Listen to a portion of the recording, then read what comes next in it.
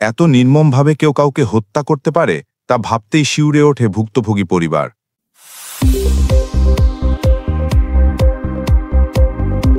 তাদের অভিযোগ, উপদেষ্টা আসিফ মাহমুদের বাবার নির্দেশেই ঘটেছে এ হত্যাকাণ্ড। মাথা থেকে পা পর্যন্ত সেলাই নিয়ে বেঁচে আছেন কেবল মনের জোরে। 2 মাস কেটে গেছে, তবু আসামিদের কেউ ধরা হয়নি। কোনো দল, কোনো নেতা, কোনো প্রশাসন পাশে দাঁড়ায়নি। 7টি শিশু আজ দিশেহারা। পরিবারটি বাঁচতে চাইছে শুধু বিচার আর নিরাপত্তায়। আজকের এই প্রতিবেদনে আমরা শুনব ভুক্তভোগী পরিবারের হৃদয় বিদারক সেই আরতি। ভুক্তভোগী পরিবার বলে থাকেন, এত নির্মমভাবে কেউ কাউকে হত্যা করতে পারে তা কল্পনাও করা যায় না। আমাকে যখন আঘাত করা হয় আমি প্রাণ বাঁচাতে দৌড়াচ্ছিলাম, কিন্তু তখনও আমাকে ধারালো রামদা দিয়ে কুপিয়ে কুপিয়ে ক্ষতবিক্ষত করা হয়। এমনকি আমাকে খুঁজে খুঁজে আক্রমণ চালানো হয়। আজও আমরা পরিবার সহ মারাত্মক হুমকির মধ্যে আছি। আমাদের কোনো নিরাপত্তা নেই, প্রশাসনের পক্ষ থেকেও কোনো সুরক্ষা পাচ্ছি না। বাংলাদেশে কি সত্যিই বিচার নেই? আমি কোনো বিচার পাচ্ছি না। আগেই সাংবাদিক সম্মেলনে বলেছিলাম, আমার প্রথম দাবি উপদেষ্টা কাশিফের বাবা বিল্লাল মাস্টারকে গ্রেফতার করতে হবে। ওনাকে গ্রেফতার করলে সব কিছু বের হয়ে আসবে, কিন্তু আজও সেটি হয়নি। আমরা শুধু বিচার চাই।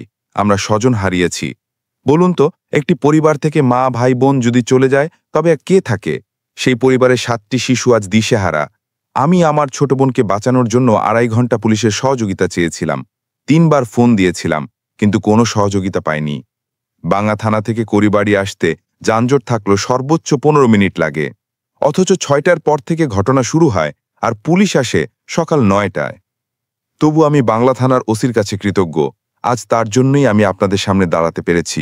কিন্তু দুঃখের বিষয় হলো তিনি সময় মতো আসেননি। আমি তাকে ফোন করিনি। ফোন করেছিলাম এসআই নাহিদকে। আমার কল লিস্ট তুললেই বোঝা যাবে আমি কতবার সহযোগিতা চেয়েছি। কিন্তু নাহিদ সাহেব শুধু বলেছেন 5 মিনিট ওয়েট করেন, কোনোভাবে বাঁচেন। এটা কি কোনো দায়িত্বশীল বিভাগের কথা হতে পারে? আমাদের ঘটনার পরপরই যেসব লোক সাংবাদিক ও মিডিয়ার সামনে বক্তব্য দিয়েছিল, যেমন মোস্তফা পরিবার, তারা প্রকাশ্যে বলেছিল আমরা সিদ্ধান্ত নিয়েছি এ পরিবারকে শেষ করে দেব।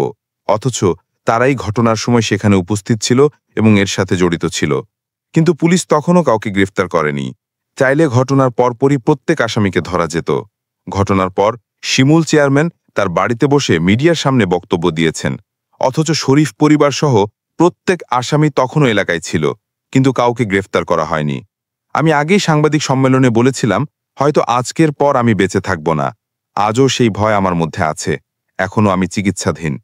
মাথায় 72টি সেলাই, হাতে 16টি, পায়ে 20টি, কোমরে 26টি সেলাই। শরীরের প্রতিটি অঙ্গ ক্ষতবিক্ষত হয়ে গেছে। তবুও মনের জোরে আপনাদের সামনে দাঁড়িয়ে আছি। বাসায় বোঝানো সম্ভব নয় আমি কতটা যুদ্ধ করে বেঁচে আছি। আমাকে অসহনীয় কষ্ট দেওয়া হয়েছে।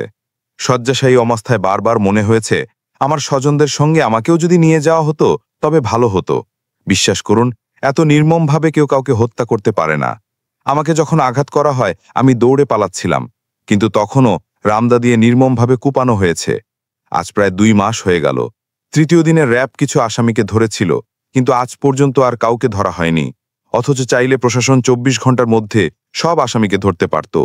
আমার মা বিএমপি করতেন, সে সময় তার বিরুদ্ধে মিথ্যা মামলা দেওয়া হতো। ধর্ষণ মামলা দেওয়া যায়নি, হত্যা মামলা দেওয়া যায়নি, অস্ত্র মামলা দেওয়া যায়নি, তাই তাকে জড়ানো হয়েছিল মাদক মামলায়। থানায় যত মাদক মামলা হতো রেফারেন্সে তার নাম জুড়ে দেওয়া হতো।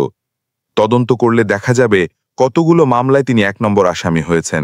এফআইআরে তার নাম লিখে দেওয়া হতো।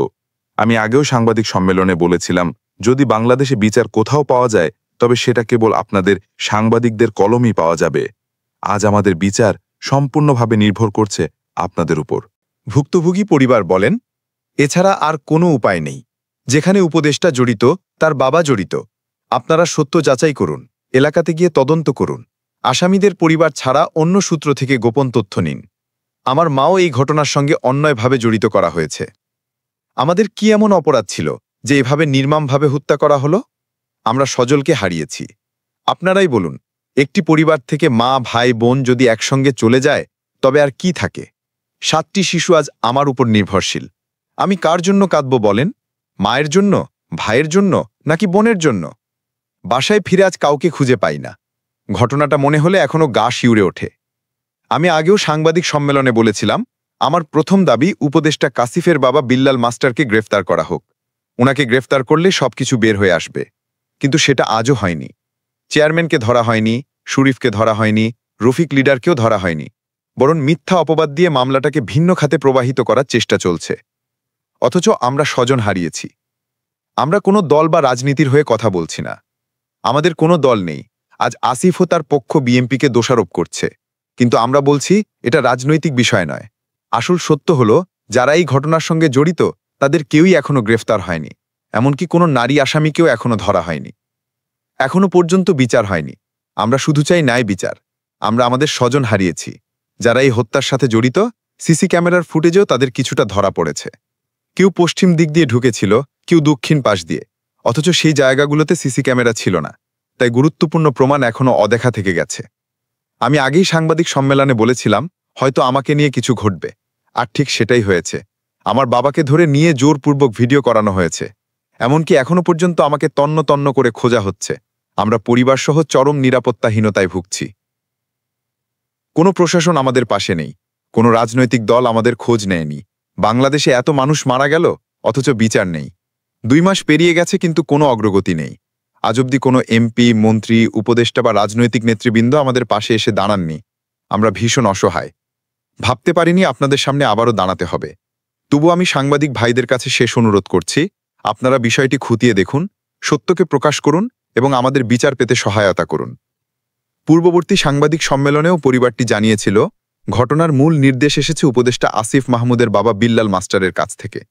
ভুক্তভোগী পরিবার বারবার গ্রেফতারের দাবি তুললেও এখনও কোনো কার্যকর ব্যবস্থা নেওয়া হয়নি। 2 মাস পেরিয়ে গেলেও বিচারহীনতা, নিরাপত্তাহীনতা আর অবহেলায় দিশাহারা পরিবার প্রতিদিন নতুন ভয়ের মধ্যে কাটাচ্ছে তারা। এই ঘটনায় আপনার অবস্থান কি? আপনি কি মনে করেন ভুক্তভোগী পরিবার ন্যায় বিচার পাবে? আপনার মতামত কমেন্টে জানান এবং সত্যকে সবার সামনে পৌঁছে দিতে ভিডিওটি শেয়ার করুন।